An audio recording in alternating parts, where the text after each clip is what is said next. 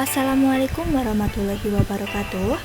Halo semuanya, perkenalkan saya Rati Diana Putri dengan NIM 2304090093. Pada kesempatan ini saya akan mempresentasikan sebuah e-modul pembelajaran yang berjudul Exploring the Human Respiratory System atau Sistem Pernapasan Manusia.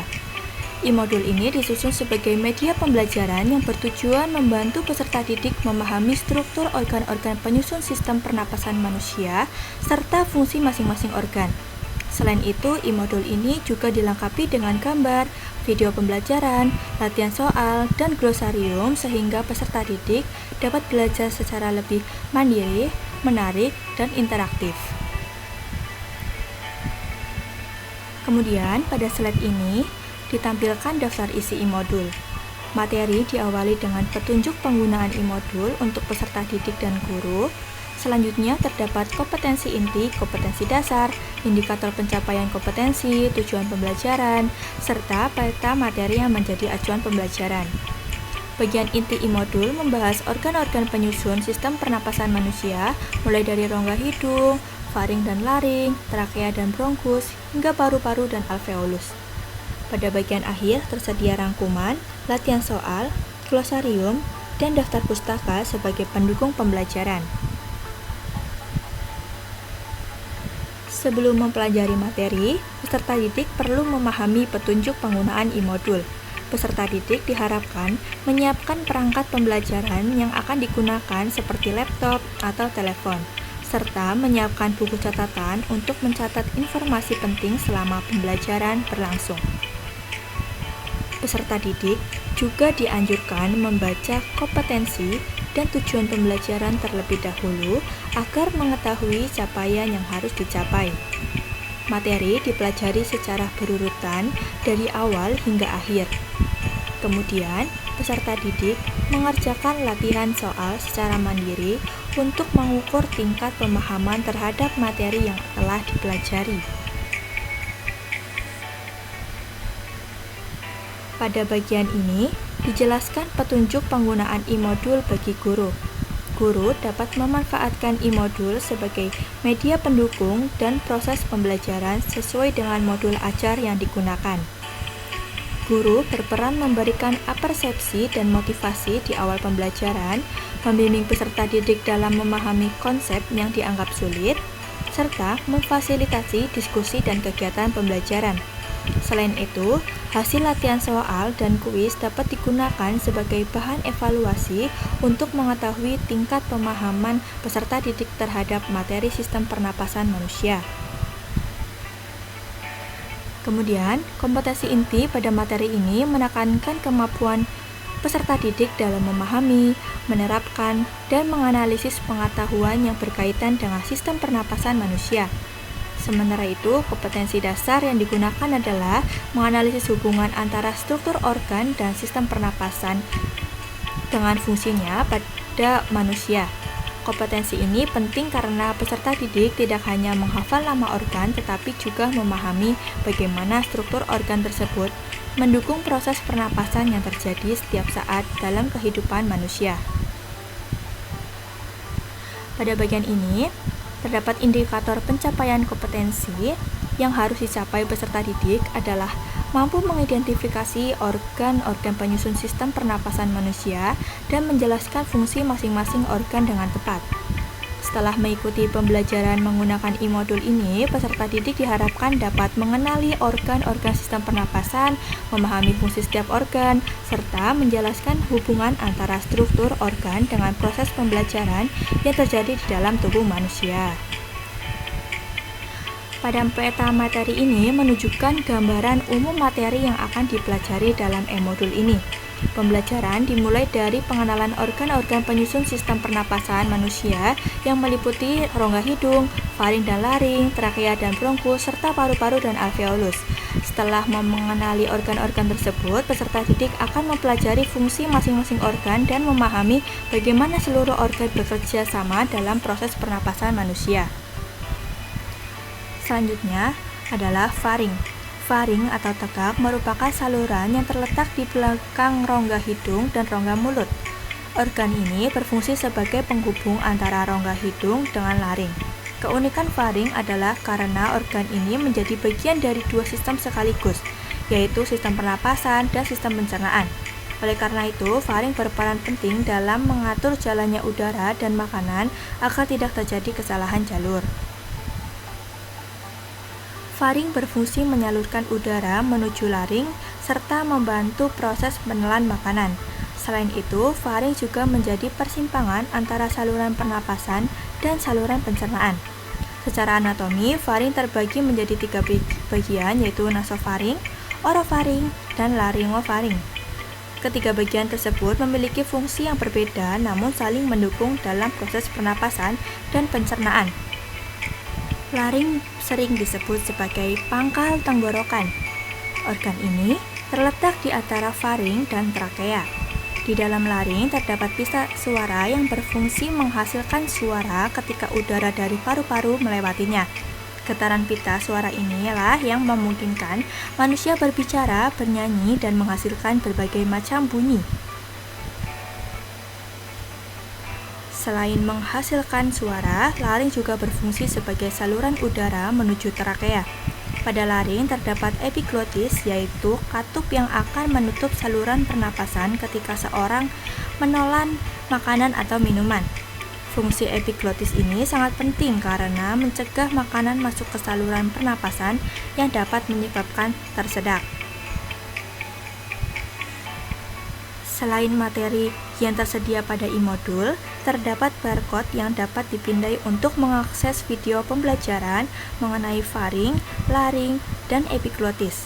Peserta didik dapat memanfaatkan video tersebut untuk memperdalam pemahaman mengenai struktur dan fungsi-fungsi organ tersebut. Selanjutnya, trakea dan bronkus. Trakea atau batang tenggorokan merupakan saluran yang menghubungkan laring dengan bronkus.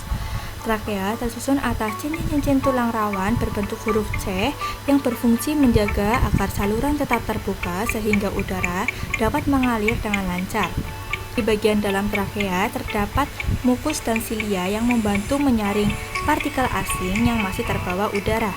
Setelah melewati trakea, udara akan masuk ke dalam bronkus.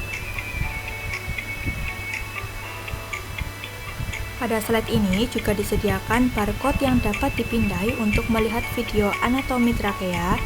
Melalui video tersebut, peserta didik dapat mengamati bentuk dan struktur trakea secara lebih detail sehingga proses pembelajaran menjadi lebih menarik dan interaktif. Bronkus merupakan percabangan trakea yang menuju ke paru-paru kanan dan kiri. Di dalam paru-paru, bronkus bercabang menjadi bronkiolus yang lebih kecil sehingga udara dapat didistribusikan secara merata ke seluruh bagian paru-paru.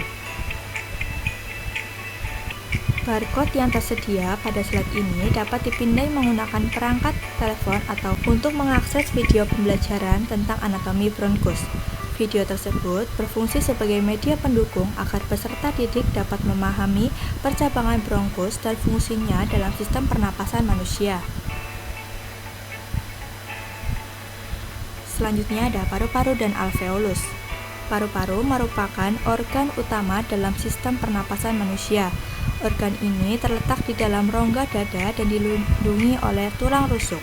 Paru-paru kanan terdiri atas 3 lobus, sedangkan paru-paru kiri terdiri atas 2 lobus karena sebagian ruang digunakan oleh jantung.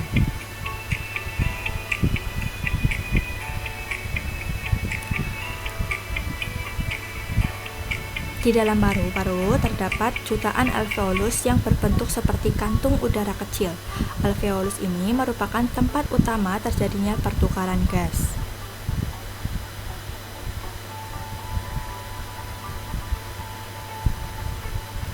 Selain penjelasan materi yang telah dipaparkan, pada slide ini juga tersedia barcode yang dapat dipindai untuk mengakses video anatomi paru-paru. Video tersebut membantu peserta didik memahami struktur paru-paru serta proses pertukaran gas yang terjadi di dalamnya secara lebih nyata. Di dalam paru-paru terdapat jutaan alveolus yang berbentuk seperti kantung udara kecil. Alveolus merupakan tempat utama terjadinya pertukaran gas. ketika udara masuk ke alveolus, oksigen akan berdifusi masuk ke dalam darah melalui pembuluh kapiler. Sebaliknya, karbon dioksida dari darah akan berdifusi menuju alveolus dan kemudian dikeluarkan saat menghembuskan napas. Karena memiliki dinding yang sangat tipis dan luas, permukaannya besar, alveolus mampu melakukan pertukaran gas secara efektif sehingga kebutuhan oksigen tubuh dapat terpenuhi. Berikut terdapat ciri-ciri alveolus dan fungsi dari alveolus.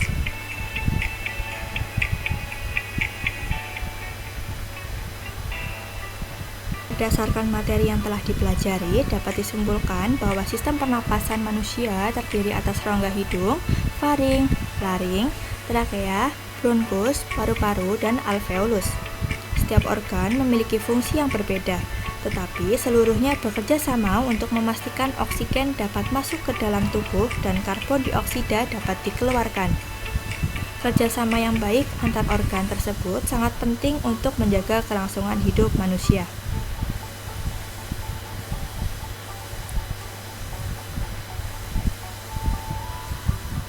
Selanjutnya, pada bagian ini tersedia latihan soal yang bertujuan mengukur pemahaman peserta didik terhadap materi yang telah dipelajari.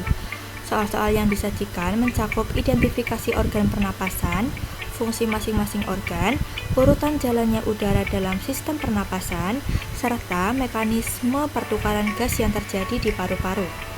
Peserta didik diharapkan dapat mengerjakan soal secara mandiri sebagai bentuk evaluasi hasil belajar.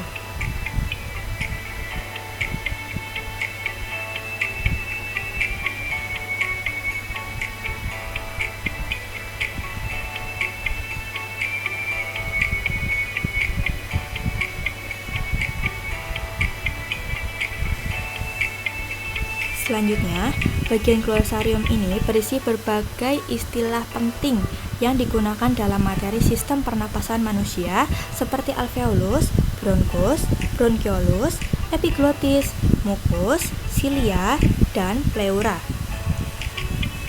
Glosarium ini membantu peserta didik memahami istilah ilmiah yang mungkin belum familiar sehingga proses pembelajaran menjadi lebih mudah dan terarah.